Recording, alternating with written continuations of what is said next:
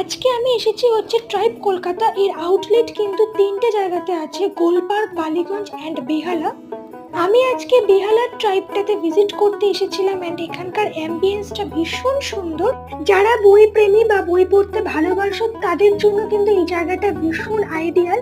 And এখানের কিন্তু ফুডগুলো একটু বেশি এক্সপেন্সিভ ছিল, বাট কোয়ালিটি কিন্তু খুবই ভালো ছিল। রিসেন্টলি এই ট্রাইব কিন্তু খুবই পপুলার হচ্ছে, ইনস্টাগ্রামের অনেকেই এখানে রিল শুট, ফটোশুট এগুলো করছে, কারণ এখানে খুব ভালো ফটোজেনিক কর্নার আছে। আমরা এখানে যদি ফটো তুলেছিলাম বাইরে, আর এটা সেপারেট তোমাদেরকে দেখিয়ে দেবো।